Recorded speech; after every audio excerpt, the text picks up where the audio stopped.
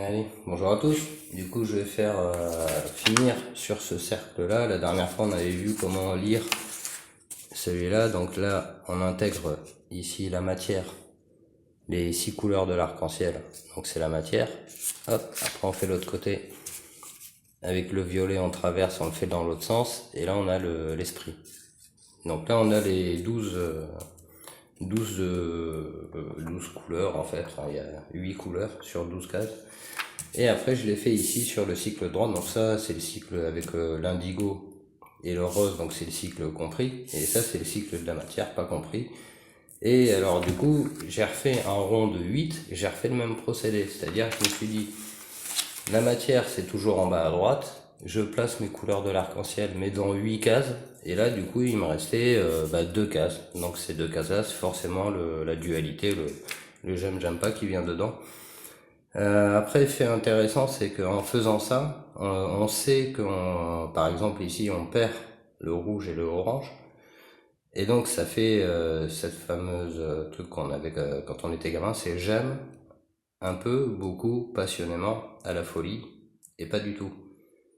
Et voilà. Et du coup, ça valide encore le truc, ça valide aussi ces expressions qu'on a depuis longtemps qui sont pas innocentes.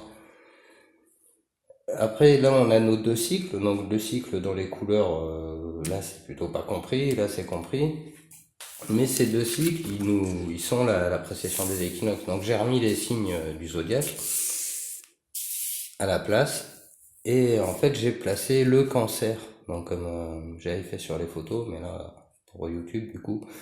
En fait, c'est le signe du cancer. Hop, on va venir ici. Voilà, j'ai placé les constellations du zodiaque. Et là, j'ai placé le cancer, les 2 cancers en face, vu qu'on sait que c'est 69 et que ça change. Donc là, j'ai placé là, dans le sens de la matière, on tend de la gauche vers la droite, et de l'autre côté, de la droite vers la gauche. Donc j'ai placé à partir de 6, 5, 4, 3, 2, 1, et là 9, 10, 11, 12, et là d'ailleurs on se retrouve avec notre cadran de montre, là, notre cadran horaire à l'envers. Donc quand je disais que les aiguilles tourneront dans l'autre sens bientôt. Donc ça, je vais pas rester longtemps là-dessus, parce qu'après, en plaçant les couleurs en effet miroir, donc là c'est miroir, après donc j'ai placé les couleurs en miroir, on a ici le carré dans la matière qui nous affiche 3, 5, 7 et le 9. 3, 5, 7, 9, c'est les niveaux de conscience qu'on doit acquérir, c'est ce qui nous était montré dans les carrés magiques, le carré de 15 et le carré de 21, où ça faisait 3, 5, 7 et après 5, 7, 9. Ce qui est marrant, c'est que ça se lit aussi dans l'autre sens, donc ça fait 3 ici, 5, alors à l'extérieur, hein, 3, 5 et 7. Donc très important ce truc-là. Alors voilà, hein, je vous laisse cogiter à tout ça, et après ça je vous le conseille de le refaire chez vous, en comprenant bien que c'est la planète en fait qui se déplace sur un cycle de constellation, sur le cycle du zodiaque. Dans un sens, dans l'autre, bon, il y a quelque chose à comprendre, hein, bien sûr. Donc voilà, à faire chez vous. Mais on va pas rester là-dessus, parce que ça c'est, j'ai pas encore tout placé, il me reste encore à placer la symbolique de chaque signe du zodiaque, et je sais qu'ici il y a 8 cases, donc il y a 4 signes en moins. Il y a 4 signes du zodiaque à enlever pour ici. Donc ça, un conseil encore une fois à faire chez vous. Mais on va reprendre des choses beaucoup plus basiques pour bien comprendre pourquoi c'est le carré en fait qui fait loi, d'une manière qu'on peut pas réfuter en fait. C'est un peu ce que je cherche depuis le début, hein. Je cherche à démonter tout ça, mais en même temps à trouver la manière de comprendre avec laquelle on peut pas faire autrement en fait. Et là, alors on commence, on met un point, donc c'est un objet, c'est quelqu'un, c'est une planète, c'est quelque chose de défini. Il peut se déplacer en haut, en bas, devant, derrière et sur les côtés. Quand on choisit d'aller devant, on peut pas aller devant et derrière en même temps. C'est le même principe que ma main. On voit ma main, mais on peut pas voir l'autre côté de ma main en même temps. Donc quand on se déplace, c'est pareil. Donc on va tracer une croix. Ça, on sait que c'est la réalité. Enfin, du moins, la réalité, c'est ça. Quand on se déplace, on va d'un côté ou de l'autre. Donc là, on choisit d'aller d'un côté, mais avec la capacité de réfléchir, on sait que on peut aussi aller de l'autre côté. Et donc, là, je l'ai mis en pointillé. Et en fait, on va considérer que le mouvement, il se fait d'une manière égale à 360 degrés. Parce qu'on sait en observant, alors tout se fait par l'observation, c'est-à-dire qu'on observe la Lune, le Soleil, on voit que c'est rond. Mais si on veut s'amuser à mesurer quelque chose de carré, c'est-à-dire essayer de construire une maison ronde ou de faire une armoire ronde, vous verrez bien que le carré, il est essentiel dans nos vies de tous les jours. Mais ça n'empêche pas que tout est rond dans l'univers. Mais le carré, c'est ce qui permet l'agencement le plus complet. C'est-à-dire il y a que le cube en fait qui répond à ça. C'est-à-dire que dans un cube, si j'y mets un cube, il n'y a pas d'espace vide.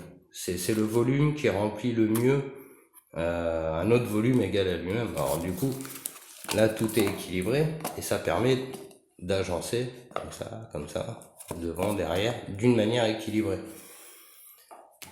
Donc le cube en fait, il va se retrouver d'une manière irréfutable aussi là-dedans, c'est-à-dire que là je fais un point. On sait que tout est rond dans l'univers, donc je vais faire un rond autour de ces points-là. Mais si je veux mesurer un espace quel qu'il soit, j'ai besoin d'utiliser le carré. C'est pour ça que même le rond se compte en mètres carrés ou en mètres cubes pour les volumes. Donc de cette étoile comme ça, où on a mis un rond au milieu, bon, on va joindre les trucs, ça va nous donner ce carré de travers. Donc c'est toujours un carré. Et après, on va continuer et on va aller chercher ça. Alors, comment comprendre le passage de ça à ça? C'est que si je prends ce carré-là et que je le mets de travers, enfin que je le mets ici, il va me donner le carré suivant. Et ce carré suivant, donc celui-là, ce carré-là, si je le mets de travers, hop, il va me donner le carré suivant. Donc là, on a quoi? Ben, on a une constante universelle, qui fait que ça rentre ici, mais ça va aussi rentrer dans le rond. Voilà, donc là, on est à l'intérieur du rond. On fait ça, on fait le carré. Après, on le met ici, on fait le carré de travers. Et en fait, une fois qu'on a le carré de travers, donc celui-là, on revient ici et on va voir que le carré recouvre complètement le rond. Alors c'est pas très précis, mais vous voyez bien, hein, c'est vraiment, ça pourrait être beaucoup plus précis et on verrait que ça tombe juste. Donc là on a une constante universelle, un lien entre le déploiement logique et équilibré de toute chose, mais dans un concept tridimensionnel. C'est-à-dire que, voilà, je voulais faire l'exemple, si je prends n'importe qui et que je le fais tourner comme ça, il fera toujours un rond, ça dessinera jamais un carré. Si je le fais tourner comme ça dessinera toujours un rond, même comme ça. Voilà, donc en fait tout dessine des ronds, c'est-à-dire même un carré, si je le fais tourner, il va me dessiner un rond. Donc quelle que soit sa forme, si on fait tourner n'importe quel objet, il formera un rond. Mais si on veut le mesurer, on va pas le mesurer en rond, on va être obligé de le mesurer au carré. C'est absolument obligatoire, vous pouvez faire le test 20 000 fois. Donc en fait, les mecs, ils ont compris en fait ce principe de déploiement en fait du carré de travers en fait, hein, celui-là, qui va donner un carré de travers, et ce carré de travers va donner le carré droit suivant. Le carré droit suivant mis de travers va donner encore le carré suivant, et ça va aussi correspondre à des ronds. À chaque fois, on va pouvoir faire des ronds autour. Et avoir vraiment, c'est une constante universelle, on peut pas faire autrement. Donc là, on a sur ce plan-là là on est en 2 dimensions, et là les mecs ils l'ont mis en 3 dimensions. Enfin là c'est moi qui l'ai fait, mais en poussant le raisonnement, on va mettre ça en 3D. Mais là on a hauteur, haut, bas, les notions de côté, mais il nous manque la profondeur. Et pareil si on le fait au carré. Donc on a encore une répétition et un lien entre les deux. Et donc pour ça il va falloir rajouter un troisième rond pour arriver en 3D. Et un troisième carré aussi ici. Alors ça va nous amener déjà bien loin. Mais une fois qu'on a compris voilà pourquoi le principe carré s'applique même pour le rond, et la logique en fait qui fait que c'est forcément le carré qu'on va devoir utiliser pour faire des mesures exactes et sans perte. Parce que si je mesurais tout en rond, vous voyez bien que ce serait très compliqué. On serait obligé de faire des ronds encore plus petits, encore plus petits, encore plus petits pour boucher tous les trous. Et même là, on aura encore de l'espace vide. Ce qu'on n'a pas avec les carrés. Alors une fois que ça c'est bien compris, parce que c'est quand même essentiel, bah, on va pouvoir aller là-dessus et refaire la même chose en fait. Le même principe va s'appliquer à ça, mais en suivant quelques règles. Alors, ici, je vais tracer un carré d'une unité quelconque, hein. Là c'est un carré de 5 cm, parce que c'est plus facile. Pour moi, je fonctionne en 10, 5, j'aurais pu le faire en 4. Mais bon, là du coup, c'est un carré de 5, donc c'est un carré de 1, valeur 1. Et ce carré, je vais faire un rond à l'intérieur. Et ce rond à l'intérieur, le carré va définir la taille du rond. Une fois que j'ai obtenu ce rond, je vais reporter le rond sur chaque angle, comme ça. Et là, je vais me retrouver avec 1, 2, 3, 4, et donc ça fait 4 et 1, 5 ronds. Et là, si j'englobe tout ça, ça me fait un 6e rond. Et 6, on est toujours dans le respect du nombre des couleurs de l'arc-en-ciel ou des faces du cube. Alors, on va voir après pourquoi. C'est que une fois que j'ai fait ça, je vais passer à ça, c'est-à-dire je vais le mettre en 3 dimensions. Ça c'est l'équivalent du 2D, hein. Là je vais le mettre en 3D et je vais encore tracer un rond à l'intérieur de ces deux carrés déployés. Et vous voyez que le rond est légèrement plus grand que là, alors que les carrés sont les mêmes. Logique, direz-vous. Donc, une fois qu'on a la taille du rond intérieur, du cube déployé, on va pouvoir faire la même chose. Donc là, c'est exactement la même figure, mais j'ai rajouté le rond qui est à l'intérieur. Je l'ai rajouté sur chaque pointe ici. Et ça va donner cette figure-là. Et cette figure-là, ben, ça va tout de suite nous rappeler ça. C'est-à-dire qu'en continuant le processus, là, cette façon de faire, on arrive à la fleur de vie. C'est-à-dire que là, on est à un carré à plat. Carré à plat, c'est l'équivalent de ça, carré à plat. Hop. Après, on passe au carré de travers. Donc le carré de travers, c'est il se déploie comme ça. Donc comme ça, le carré de travers. Mais on n'est pas encore bien équilibré, quoi. Donc après, on met l'esprit, donc ce qui est rond, c'est l'esprit, vu que la matière, c'est carré. Et après, on va arriver à la fleur de vie qui correspond à l'hexagone. Voilà, l'hexagone parfait.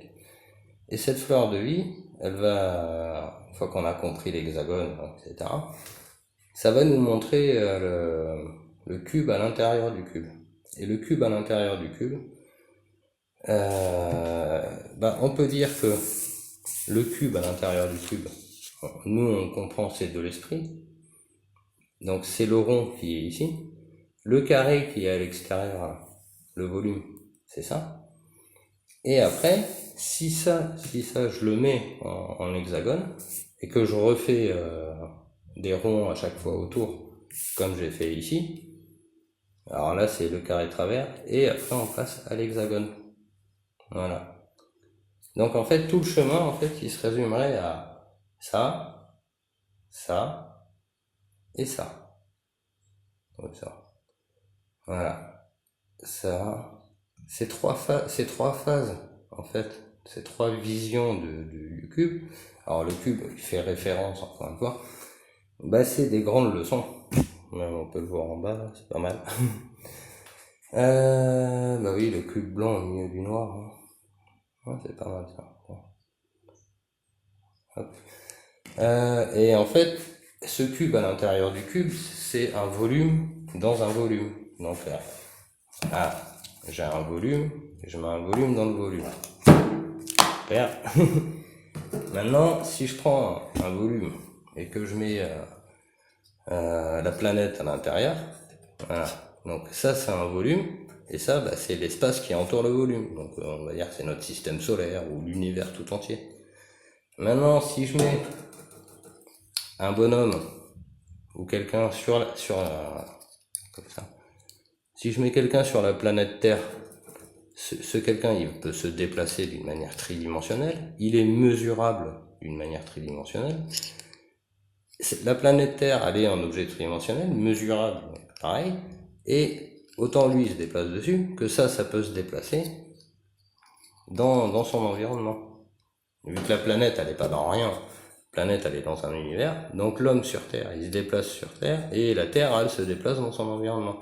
C'est le principe du volume dans le volume. Et le volume dans le volume, c'est carrément exprimé, hop là, voilà, le volume dans le volume. Okay.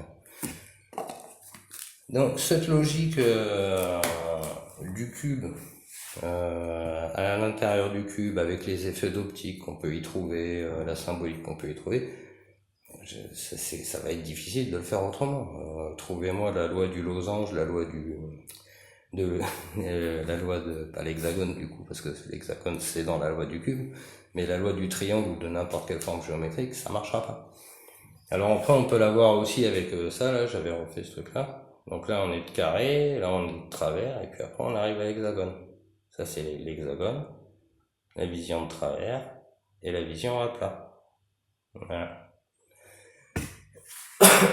Donc chaque personne, chaque objet peut être représenté par ça en fait, hein, par un milieu, et il est à la fois lui une mesure, ça peut être la taille de mes bras, ça la taille de mes jambes, mais je peux me déplacer. Et c'est pareil pour tout ce qui existe en fait, tout absolument tout. C'est-à-dire on pourrait pas il y a des choses qu'on peut pas rentrer les unes dans les autres, hein. Si je mets quelque chose dans le soleil, ça va brûler. Mais pour tout ce qui ne brûle pas ou qui finit pas sous l'eau. Après, du coup, oui, le principe du bleu indigo, on a la lumière ultraviolet, j'avais déjà fait ça, mais le bleu indigo, c'est une connaissance supplémentaire, et l'ultraviolet, donc entre le bleu et le violet, il y a l'ultraviolet. Donc le bleu indigo, il est au-dessus du bleu clair, et l'ultraviolet. Et l'ultraviolet, ça fait par exemple, on voit là, c'est une calcite, ça. Hop, si je mets la lumière UV dessus, ça va s'afficher rose. J'avais déjà fait l'exemple avec les rubis. Le rubis dur T9, quand on met la lumière UV dessus, il devient rose. Alors la lumière UV, elle n'est pas visible dans l'arc-en-ciel, pourtant elle y est. Quand on fait le prisme, elle apparaît plus clairement, on va dire, enfin, c'est surtout l'indigo qui apparaît. Mais voilà, entre le bleu indigo et la lumière ultraviolet, il y a quand même pas mal de symbolique, quoi. Et après, 19, bon. Je vais m'arrêter là. Voilà. Pour le moment, après je vous invite, hein, bien sûr, à continuer à faire ce truc-là. Voilà. Ah oui, les poupées russes, dernière. Les fameuses poupées russes, hein, les gens, ils connaissaient ce truc-là. Là, on retrouve, c'est le même principe que les cubes dans le cube. Donc on parlait tout à l'heure de cubes dans le cube, mais ils nous disent bien que oui, là aussi, il y a des cubes dans le cube. Voilà, donc ça C'est ce qui nous amenait au chapeau blanc et à tout ça. Après, il y a le dernier cube ici. Et voilà, bah, c'est exactement pareil que les poupées russes. Voilà, pour le coup, il y en a 5. Donc les 5 centres. Au début, je pensais qu'il en manquait une, mais non, parce qu'il y a le pied ici. Et les autres, elles sont pas le pied. Donc c'était une volonté de faire 5 poupées, quoi. Voilà. Sur ce, j'ai pas grand chose de plus à dire. Je vous souhaite une bonne soirée. Au revoir.